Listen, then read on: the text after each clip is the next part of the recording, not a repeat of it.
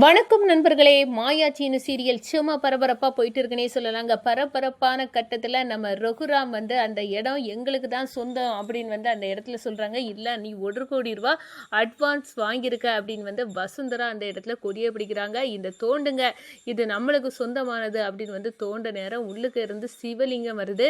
இதை பார்த்த உடனே ஊர் மக்கள் எல்லாம், ஐயா உங்கள் இடத்துல சிவலிங்கம் இருக்குது, சாமியே வந்திருக்கு அப்படின்னு வந்து சொல்ல நேரம் இது வந்து ரொம்ப சந்தோஷமான விஷயம். நான் இந்த மொத்த இடத்தையும் தானமாக கோவில் கிட்ட கொடுக்குறேன் அப்படின்னு வந்து ஒரு அதிரடி முடிவை எடுத்து தூக்கி போடுறாங்க. இதில் வசுந்தரா ஆடி போகிறாங்க.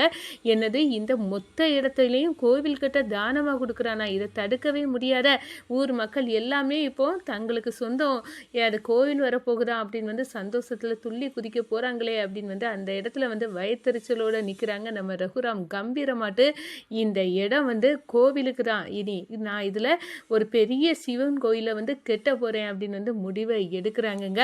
வசுந்தரா முகத்தில் கரியை பூசுகிறாங்க. அதோட பார்வதி பத்மா கொடியை பிடிக்கிறாங்க. எங்களுக்கு சொத்துல பங்கு தருவேன் அப்படின்னு வந்து ஆசை காட்டி இப்போ வந்து சொத்து அவ்வளோத்தையும் தானமாக கொடுத்துட்டீங்க, இப்போ எங்களுக்கு என்ன பதில் சொல்ல போறிய அப்படின்னு வந்து ரகுராம உலுக்கி எடுக்கிறாங்கங்க.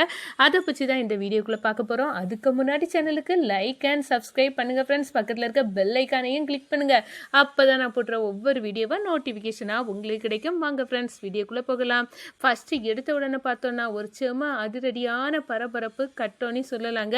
அந்த சர்க்குணத்துக்கு விவசாயி மாதிரி வந்த நபர் வந்து அந்த வசுந்தராவின் ஆளு தான் அப்படின்னு வந்து மாயா வந்து சொன்னதை கேட்டு மிரண்டு போய் நிற்கிறாங்க. எப்படி அவள் வந்து அந்த இடத்த வந்து நம்மகிட்ட இருந்து வாங்குவா அப்படின்னு வந்து நான் பார்க்கலாம் அப்படின்னு வந்து அந்த இடத்துல நம்ம ரகுராம் வந்து சவால் விட மாதிரி இனி செய்கிறாங்க. அதே நேரத்தில் பார்த்தோன்னா எப்படியாவது வசுந்தரா தேவி நம்ம பார்வதியை கைக்குள்ளே வச்சு அதோட தாய் பத்திரத்தை வந்து எடுத்து நம்ம ரகுராமுக்கு தெரியாமல் அங்கேருந்து ஆட்டையை போட்டு இனத்தை கொண்டு வந்து தந்துரு அப்படின்னு வந்து சொல்லுறாங்க. அதே நேரத்தில் அந்த பத்திரம் எடுக்க நேரம், நீ வந்து போலி, இந்த நான் தரக்கூடிய பத்திரத்தை அதில் வச்சிரு, அதுதான் ஒரிஜினல்னு நம்பிட்டு இருப்பான். அதே சாக்குக்கா வச்சு நம்மகிட்ட தான் ஒரிஜினல் இருக்குது, அதை வச்சு இந்த இடத்த முடிச்சிடலாம் அப்படின்னு வந்து அந்த இடத்துல நம்ம வசுந்தரா மாஸ்டர் ஸ்கெட்சு போடுறாங்க. ஆனால் அதெல்லாம் நம்ம ரகுராம் வந்து தகர்த்து எரியிற போகிறாங்கன்னே சொல்லலாங்க. அதே நேரத்தில் பார்த்தோன்னா அடுத்த நாள் வந்து நம்ம வசுந்தரா வந்து எனக்கான சொந்தமான இடம் அப்படின்னு வந்து அந்த போர்டெல்லாம் அடித்து தூக்கிக்கிட்டு அந்த இடத்துல வந்து பில்டிங் கட்டுறதுக்குள்ள வேலையை பார்க்கறதுக்கு வராங்க. என்னது, இது எங்களுக்கு சொந்தமான இடத்துல நீ எப்படி வருவ வசுந்தரா, என்கிட்ட மோதிரியா அப்படின்னு வந்து சண்டைக்கு வந்து நிற்கிறாங்க. என்ன, நீ 1,00,00,000 ரூபா அட்வான்ஸ் வாங்கியிருக்கல, அதெல்லாம் மறந்து போச்சா? நான் எங்கே உனக்கிட்ட 1,00,00,000 ரூபா வாங்கினேன்? நான் சர்க்குணத்திட்ட தான் வாங்கினேன், சர்க்குணத்துக்கிட்ட பேசிக்கிடுவேன், அதை வந்து ரிட்டன் வாங்கிக்கிடுங்க, நாங்கள் உங்களுக்கு தரதாட்டு இல்லை அப்படின்னு வந்து அந்த இடத்துல கொந்தளிக்கிறாங்க நம்ம ரகுராம். அதே நேரத்தில் பார்த்தோன்னா, பார்க்கலாண்டா, நீ அட்வான்ஸ் வாங்கியாச்சு, இது எங்களுக்கு தான் சொந்தம் அப்படின்னு வந்து சொல்ல நேரம் நம்ம ரகுராம் அதெல்லாம் தெரிஞ்சு, நான் வந்து இந்த இடத்த உங்களுக்கு எப்பாற்பட்டாலும் தர முடியாது அப்படின்னு சொல்லிட்டு அந்த இடத்த தோண்ட சொல்கிறாங்க. தோண்ட நேரத்தில் தான் ஒரு பெரிய சிவலிங்கம் வந்து அதிர்ச்சியை கொடுக்குது. அந்த சிவலிங்கத்தை பார்த்த உடனே நம்ம வசுந்தரா ஆடி போகிறாங்க. ஒட்டுமொத்த ஊர் மக்களும், ஐயா உங்கள் இடத்த தோண்ட நேரம் சிவலிங்கம் வந்துட்டு அப்படின்னு வந்து அந்த இடத்துல சொல்கிறாங்க. இதை கேட்டதுன்னா நம்ம ரகுராம் சந்தோஷப்படுறாங்க. ரொம்ப சந்தோஷம், இந்த இடத்துல சிவலிங்கம் வந்ததுனால. இப்போ சொல்லுறேன் கேட்டுக்க வசுந்தரா, இந்த ஒட்டுமொத்த இடத்தையும் நான் வந்து தானமாட்டு கொடுக்குறேன். இங்கே ஒரு பெரிய சிவன் கோயில் வரப்போகுது, அதுக்குள்ள செலவையும் நானே பார்த்துக்கிட்டேன் அப்படின்னு வந்து அந்த இடத்துல நம்ம ரகுராம் சொல்கிறாங்க.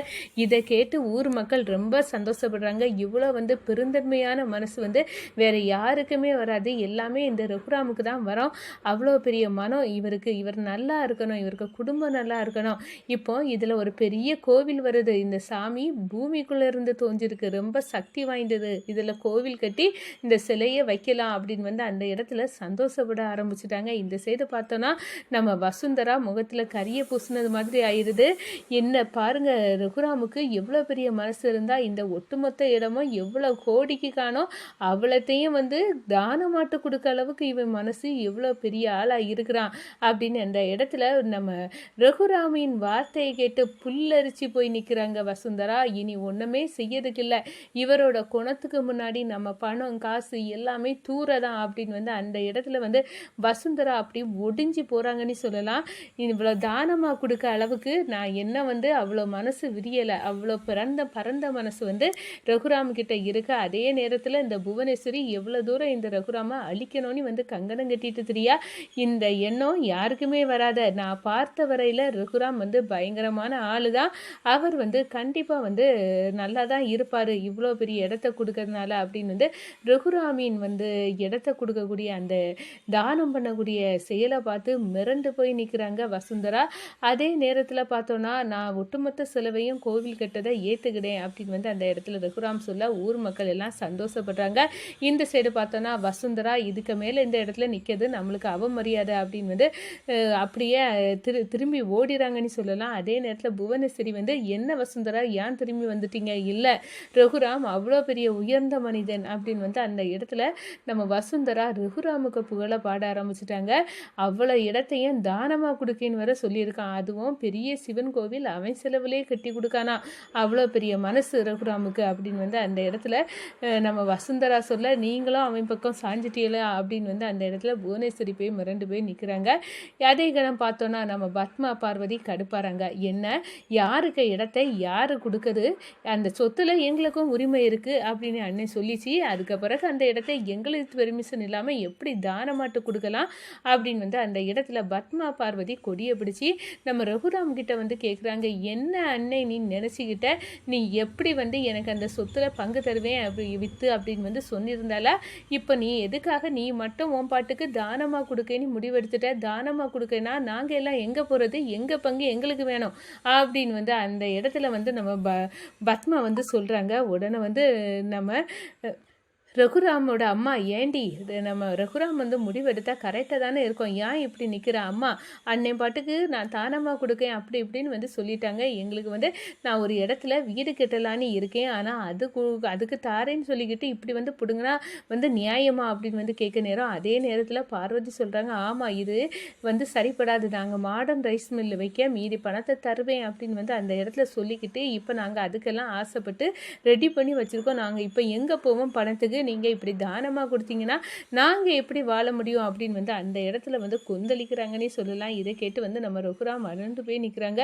குடும்பத்தில் இப்படி ஒவ்வொருத்தரும் ஒவ்வொரு குணத்தை வச்சுட்டு இருக்கிறாங்க, எல்லாம் சுயநலமாக தான் இருக்குது, பொது நலத்தோடு நம்ம வீட்டில் யாருமே பார்க்க மாட்டாங்களா அப்படின்னு வந்து அந்த இடத்துல நம்ம ரகுராம் கலங்கி போய் நிற்கிறாங்க. நம்ம மாயாவும் ஜானகி அம்மாவும் நம்ம ரகுராமோட குணத்தை தெரிஞ்சுக்கிட்டு ஏன் இப்படி இந்த வீட்டில் எல்லாரும் வந்து இவருக்கு எண்ணத்துக்கு தடை போட்டாங்கன்னு தெரியல, இவர் எது செய்தாலும் அது நன்மையாக தான் இருக்கும், அதை ஏன் இந்த பத்மாவும் பார்வதியும் புரிஞ்சுக்கிட மாட்டேங்காங்க அப்படின்னு வந்து நினைக்க நேரம் நம்ம சிவாவும் மணியும் வர தானமாக கொடுத்து இந்த அன்னை அவ்வளத்தையுமே இழந்து வந்துடுவாங்க அப்படின்னு வந்து அந்த இடத்துல வந்து மௌனம் சாதிக்கிறாங்க. பத்மா பார்வதி பேசுறதை கேட்டு வேடிக்கை பார்க்குறாங்க. இதை பார்த்து நம்ம ரகுராமுக்கு என்ன நம்ம தப்பாக முடியெடுத்துட்டோம் அப்படின்னு வந்து எல்லாருமே வந்து சொல்கிறாங்களே, என்ன பண்ண இதுக்கு அப்படின்னு வந்து அந்த இடத்துல யோசிக்கிறாங்கங்க.